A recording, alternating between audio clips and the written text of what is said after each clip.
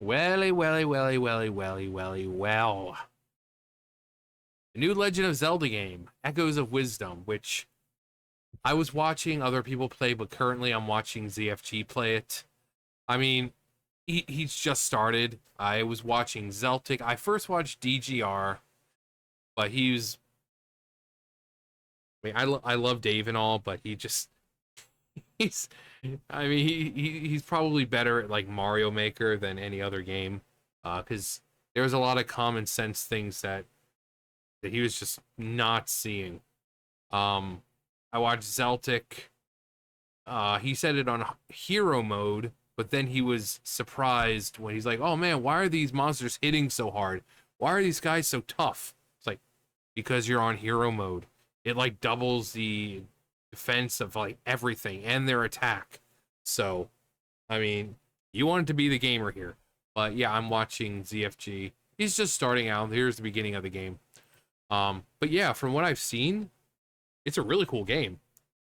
It's almost like a combination of like it's like Zelda and Pokemon because you can, get echoes of the monsters you defeat, like Octoroks or a P-Hat, and then you can just poof them into existence, and they, you know, fight for you.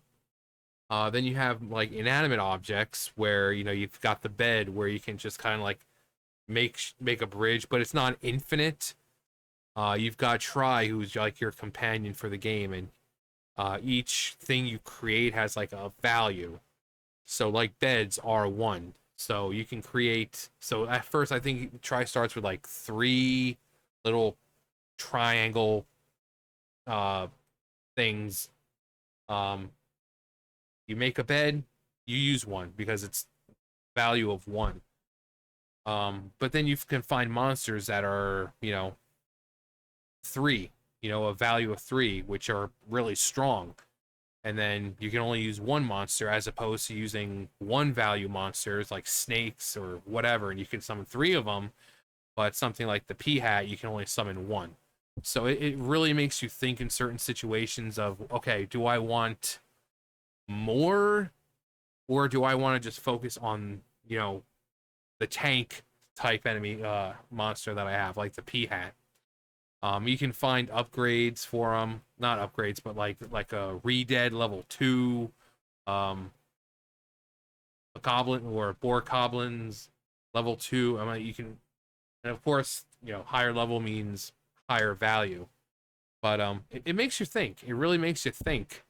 You can also use the spirit. You get Link's spirit kind of, and you can kind of transform into like your sword mode. Zelda doesn't have any way to attack apart from the things she can summon. She can take on the form of Link and use only the sword at first, but then you can go on to use the arrows and the bombs. Um, it's really cool.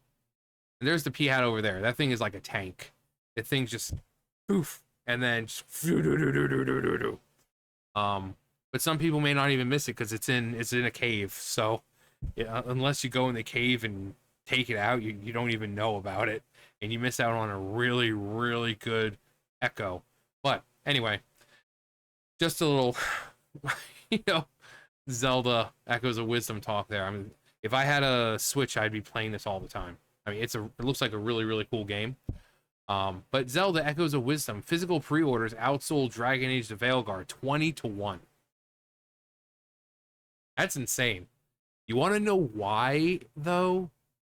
Because this looked like a good game, and it is a good game, as opposed to Dragon Age, which looks like a politically driven mess. Bright, colorful, the sprites like Zelda. She'll do this little twirl when she's because you have a little spin that you can do, and she's got like this little animation that she does when if you don't cancel the twirl, she does like this cute little animation, and she'll like look mad in certain situations. It's really cute. I love the graphics of this game, and it looks like just it's a genuinely there's Try right there. Yeah, you can actually hang on.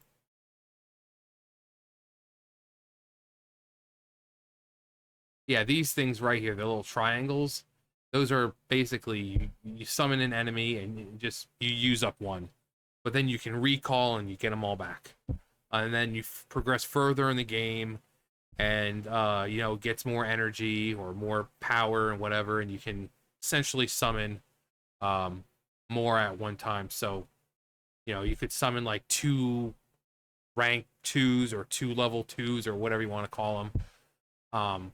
And it's really, really cool. But like I said, it really makes you think about what you're doing. Um, and it's also, the game is huge. The game is huge. It's like Breath of the Wild huge. The thing is massive. The game is huge. Huge Hyrule. Very huge. So big. Um, a, re- retail insider shared that the physical pre-orders for Zelda Echoes of Wisdom outsold Dragon Age to Veilguard 20-1. That's incredible, but it deserves it. It's a good game, and it's Zelda. Those games are made to entertain, not to push an agenda. It was previously rumored that Zelda Echoes of Wisdom outsold. Yeah, we talked about that. Skinamus, who owns and hosts the Side Scrollers podcast YouTube channel, shared this retail source, who manages over 900 stores, informed him that Dragon Age: The Veilguard only had 1,069 nice pre-orders in total, while Zelda Echoes of Wisdom had over 4,400 in just the past 2 weeks. Rodon X, FYI, my retail insider says Dragon Age: The Veilguard has 60, and 900 plus stores. To put in perspective, Echoes of Wisdom has over 4,400 in the last 2 weeks. A retail source has since contacted the Park Place and shared that while Echoes of Wisdom did around 4,400 just 2 weeks, the total in games pre-orders were closer to 20,000. Wow. That means the game sold nearly 20 times more than Dragon Age: The Veilguard. I wonder why. I wonder... It'll be a mystery for the ages. A mystery that will never be answered.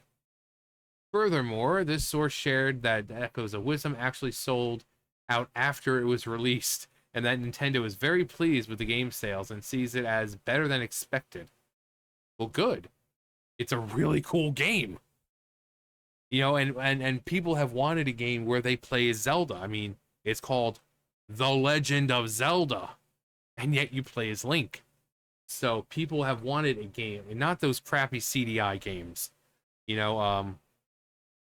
The Wand of Gamelon and Faces of Evil, or Zelda's Adventure. No, not those games. Not those games. Like a legitimate Zelda game where you can play as Zelda.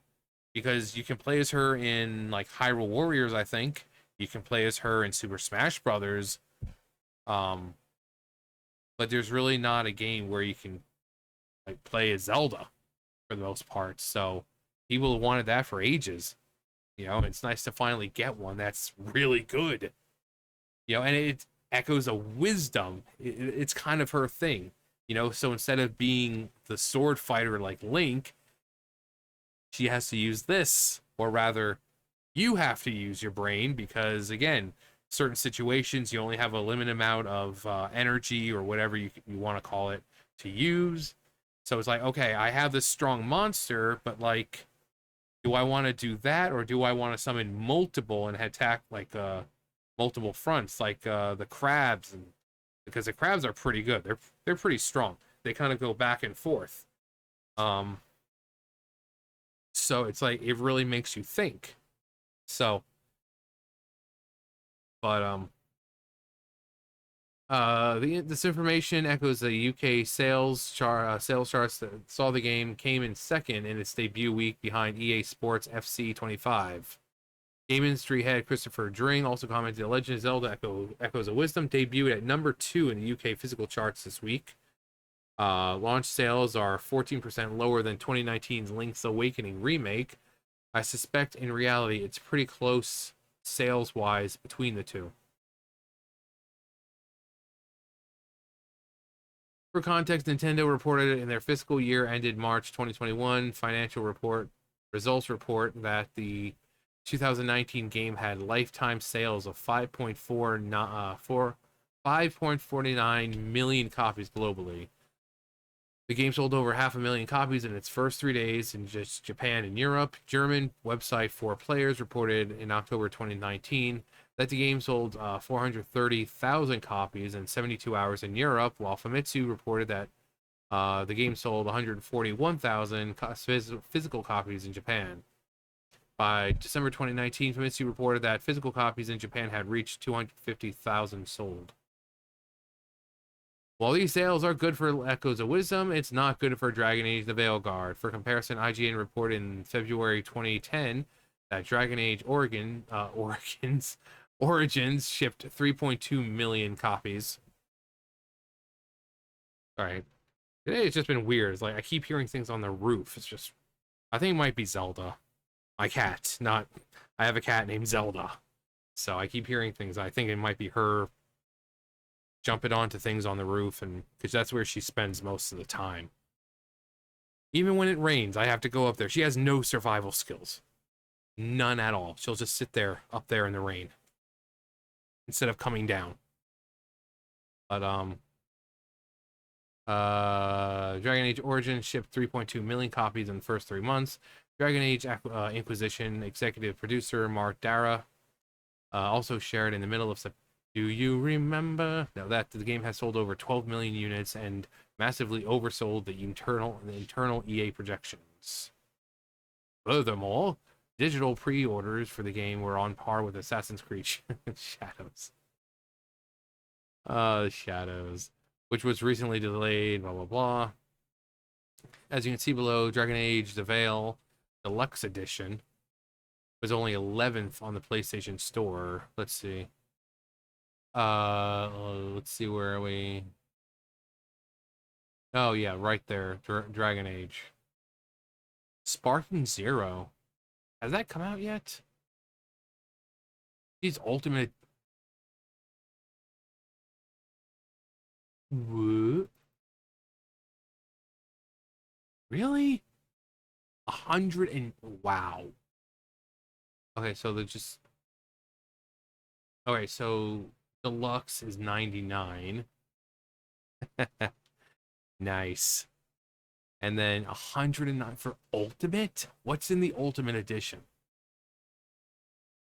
There's... Alright, so Dragon Age 69. Nice. And then the Deluxe Edition is 89. There's Sonic. Sonic Shadow. Assassin's Creed right there. Squirrel with a gun.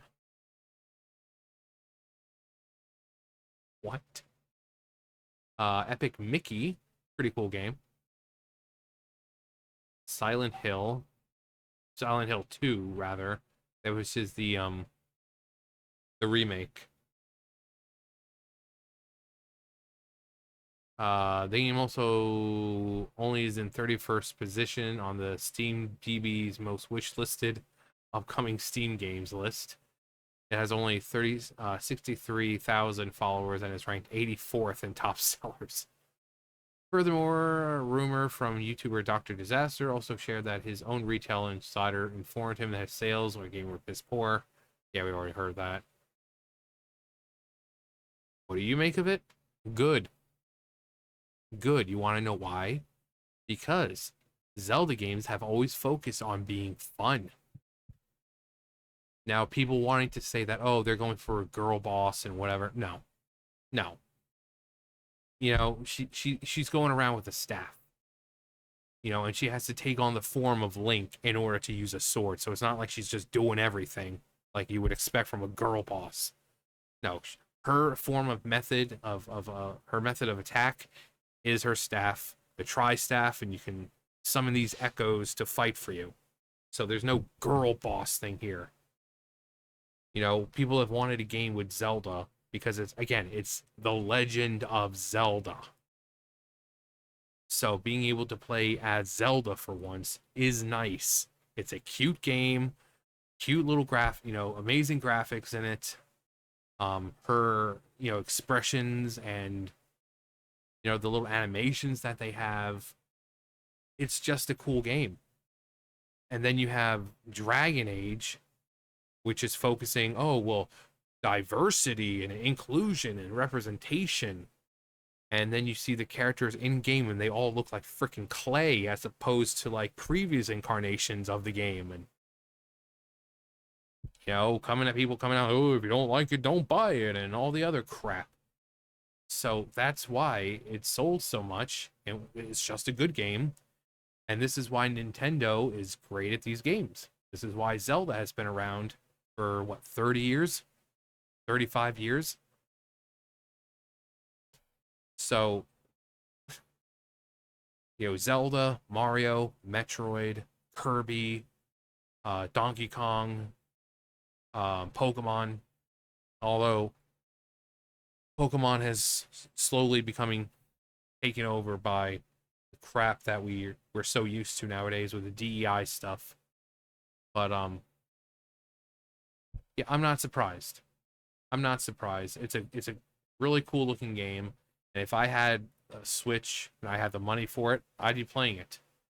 Um, Especially after we just got two Zelda games in the form of, you know, Breath of the Wild and Tears of the Kingdom, where it took place on the same map with you know, certain graphics to take the graphics from the Link's Awakening remake and apply and make a brand new game out of it because people really liked it. You know, taking something that was on handheld and then translating it into a somewhat 3D game. It was really good. People really liked it. Um, so yeah, focus on making a good game and it sells. You know, focus on making a good game. People are gonna want to buy it. Don't come out and say, "Well, if you don't like it, don't play it." Don't do that crap. Just don't. Don't do anything like that. Make a good game, and you'll basically be printing money. You'll have so much money you won't know what to do with most of it. But apparently, these other companies need time to catch up to what Nintendo's been doing for how many years now. I mean, Nintendo's been around since before some of us were even born. So, um, but so many IPs and beloved characters under their belt, they know what makes a fun game. So, Dragon Age, when you fail, don't say we didn't warn you. Don't say we didn't warn you. But anyway, let me know if you've played the game. Um, no spoilers, obviously, for anyone who hasn't. But yeah, let me know if you have the game. Let me know what you think of it. Um, yeah, but yeah, that's gonna do it for me. You guys know the drill. I'll see you guys later. Bye, guys.